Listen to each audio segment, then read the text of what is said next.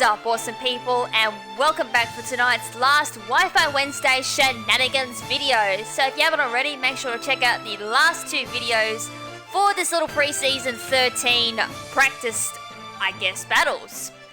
Alright, so as I've already mentioned in the previous battles, this is from Battle Spot free battles, so there's kind of going to be a few Pokemon that aren't supposed to be in there, but that's fine because as I said, this is all practice for pre-season 13's ranked battle, which is no Megas, which is why, as I said, there'll be no Megas in this team, and I wanted all the practice I could get before actually going into it. So yes, I will be uploading ranked battles on this channel, and it won't be exclusive to Wi-Fi Wednesday, which is awesome, which means I can upload more videos, which is cool because uploading more videos is awesome. So anyways, let's jump into the madness. So this one was up against Martin. So this team was actually pretty darn scary except for the muck. So at the start, I have to get past a Tyranitar and a Garchomp. So I'm like, oh boy, Sandvale, Garchomp, this is going to be fun. Alright, so of course it's going to be the Mega Tyranitar. So Sandstream's not going to pretty much matter there because I am running a Sand team. So if anything, the Sandstorm's going to help me. And then Garchomp does this. It goes for the dig. I'm like, okay, Oh, seriousness just jumped out the window. So as you can probably tell straight off the bat, this is probably one of the more laid-back battles I had. The only reason why I'm including it in these videos is just for one particular reason. Alright, so I'm doing the tailwind there on my Manibuzz after the Rock Slide from the Tyranitar. Luckily, no flinches there, which is awesome, which did allow me to put up the tailwind. Alright, so protect there on the Tyranitar, because I know that Garchomp's going to be digging my way. Toxic there on the Mega Tyranitar because I don't really have anything at the moment to really put a dent in the Mega Tyranitar. The Foul Play is not going to do really too much to it since it does resist it. I mean, it would do a nice dent because Mega Tyranitar does have a nice decent amount of attack. However, I probably just dent it using one of my other Pokemon, plus poison residual damage, and the fact I can Toxic Stall a little bit with my Tyranitar with Protect can really help. Alright, so I know I can definitely put up the Dragon Dance on my Tyranitar pretty easily here because I know that Garchomp must not be running Earthquake, it must just running Dig for Stab. I don't really blame them because Earthquake can be quite risky if you're not running the Protect. Anyways, go for Foul Play there on the Garchomp because I know Garchomp does carry a max attack most of the time. And unfortunately I get hurt by both Rough Skin and Rocky Helmet, so I was like, oh boy, that didn't tickle. Alright, so unfortunately though, Rock Slide is going to take out the Manibuzz, but it did miss the Tyranitar on my side, which is awesome, but unfortunately I had to lose the Manibuzz, which was sad face.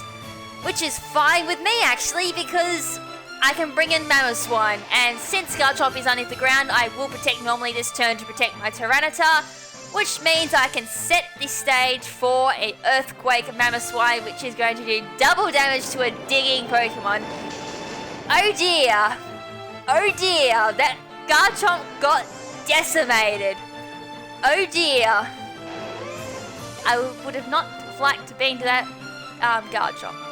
Alright, so the Tailwind does peter out as well, so no more double speed for my Pokemon. So Muck comes out and Dragonite comes out. So I don't really want to be Earthquaking this turn because the Tyranitar is at +1, plus I don't really want to be taking a I don't really be taking an Earthquake because I can't protect this turn. So I just go for the Rock Slide here. I am at +1 as I've already mentioned thanks to Rock Slide. So I just go for Rock Slide to hit both of them. I do get the flinch there on the Dragonite. I could have, well, there's not really much I could have done. Ice Punch wouldn't have taken it out because of Multiscale. Would have had to wait for that Sandstorm to kick in before I would have got the Multiscale destroyed. Alright, so this is definitely a defensive Muck because it does run the Black Sludge. I just troll a lull here because it's more a laid-back battle here. Get rid of my Choice Scarf by flinging it at the Muck. And Ice Punch on my Tyranitar to take out the Dragonite. So that's Dragonite bye-bye. And all that's left here now is the Muck, which can't really do too much to my Pokemon except for Shadow Ball on my Tyranitar, which I'm not too sure. As I said, this was one of my more laid-back ones. The only reason why it's in this collection of battles is mainly because of the Dig Garchomp. That's something not to do in VGC because a lot of Pokemon run Earthquake, and since Dig, well, when you are buried at the ground, Dig does do ×2 damage.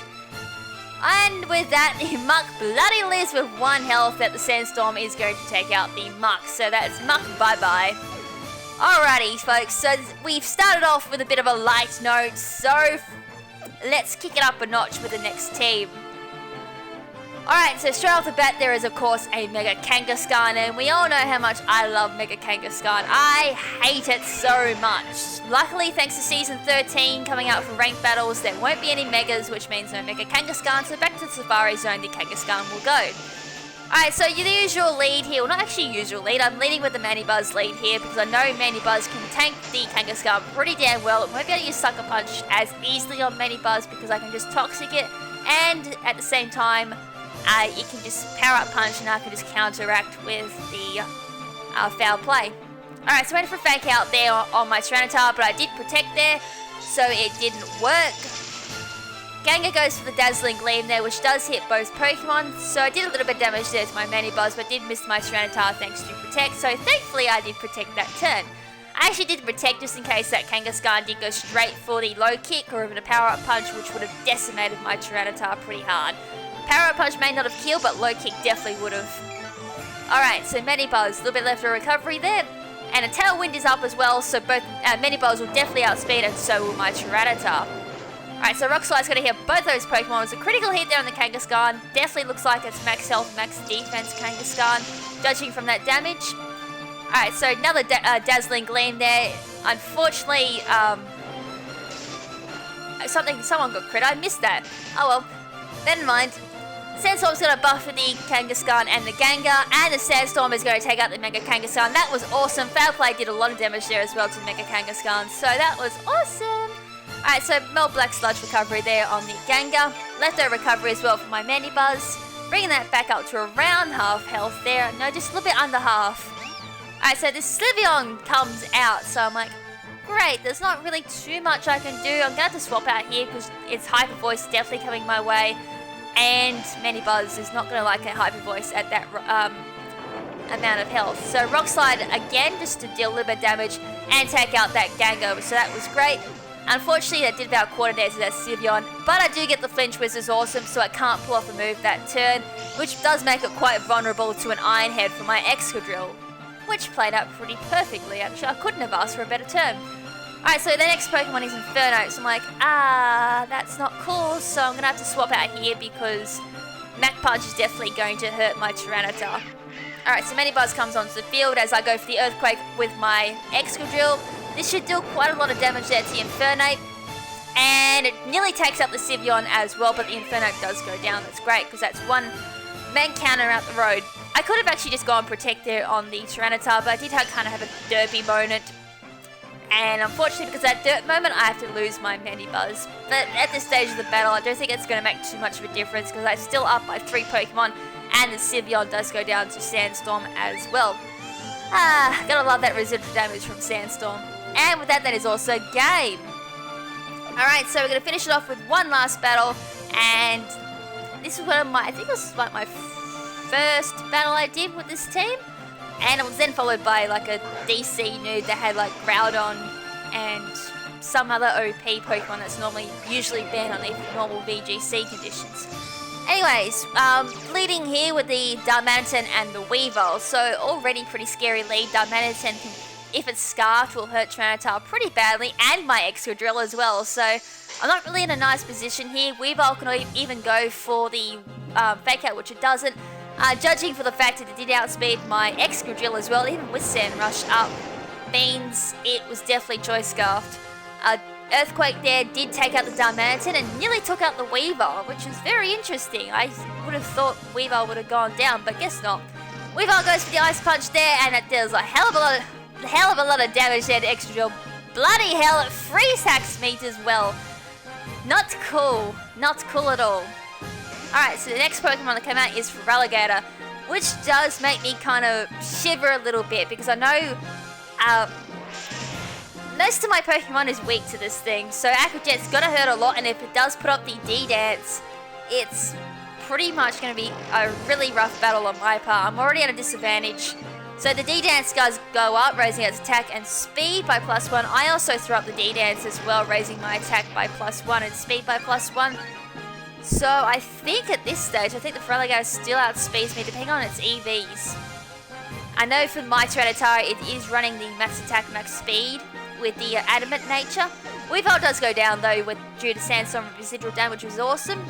And Salamence comes out, which will definitely be running the Intimidate. I'm pretty damn sore, so Salamence will get the Intimidate off. My Landorus get the Intimidate off as well. So both of their Pokemon will get -1, and both of my Pokemon will get -1 as well. So it's pretty tied here. Both of the D-Dancers have been neutralized, so that's cool. But the speed boost will be both up for the Feraligatr and my Tyranitar as well. Salamence does go for the Mega there, so Mega Salamence. This is actually alright with me. I'm okay with this because I do have Ice Punch on my Tyranitar. You turn down the Feraligatr, still a little bit of damage there to Feraligatr. It's definitely bulky there. Thanks to its natural bulk. And I go into my Stoutland. Alright, so Ice Punch there from the Feraligatr, probably hoping to hit that Landorus, so that was good. I did go for the U-turn there. I Ice Punched the Salamence, and unfortunately because I'm neutral attack, it didn't take it out. Dragon Claw, from that Salamence on Tyranitar does a little bit of damage. Residual damage is going to be hurting both Salamence and Feraligatr. Not Stoutland though, because I am running safety goggles on this little puppy dog. And Frustration is just going to miss out on the kills, so I think Sandstorm's just going to be enough though to take it out with residual damage. And Waterfall is going to brutally damage my Tyranitar, taking it out. Alright, Dragon Claw again there from the Salamence is going to smack my Stoutland, however it's not going to be enough to take out the Stoutland. Sandstorm is going to take out the Feraligatr, which is awesome, so bye-bye Feraligatr. And I think, not yet. Oh, just misses out on the kill there on the Salamence. So all I've got left now is my Landorus to send in. Intimidate's going to go up, throwing that Salamence down to -2 attack. And just for the hell of it, I'm going to fling my Choice Scarf. And that's the game. Victory by fling. You don't see that very often. Alrighty, that's pretty much it, guys, for all the preseason 13 battles that I did. As I've already mentioned a couple of times, I will be posting all my live commentary ranked battles. Won't be just exclusive to Wednesday, so I'll be posting them anytime during the week that I do get a hold of them. So hopefully I'll be able to post more Wi-Fi battles that way for you guys. Also, I forgot to mention in the last video, there will be a stream this weekend for me, so Friday or Saturday, depending on your time zone. Make sure to keep an eye on my channel for further details. Also, keep an eye on my Twitter as well for more details as well. It will be a battle stream as well, so I'll be able to do a little bit of VGC and normal 6v6 battles up against subscribers as well, so that'll be pretty damn cool. Also, keep in mind, I did slightly mention this as well in the first Battle Spot video. I have not done VGC since 2010, so I was going to say slightly rusty. That's a bit of an over-exaggeration. I am very rusty on VGC, so hopefully I did alright. If anyone wants to provide any advice in the comment section below and have more experience with VGC, feel free. I'm open up for it and lots of advice. I have changed up a few of my sets since posting these videos, or since I did these battles as well. So yeah, hopefully this all works, and I will be I can't speak English now. I'll be participating in the battles as soon as I get some free time to do some live commentary as well. So it will be ranked VGC as well, and I'll be doing this up until the doubles does end. Unfortunately though, when it comes to the 20th of December, I'll have to do post commentary battle spot because I will be away on holiday and I won't be able to record any videos whilst on holidays, so that'll be pretty sad face. Anyways guys, that's pretty much it. If I have to say anything else, I'll post it on my Twitter account.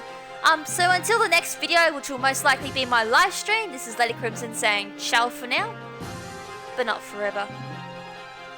Ciao!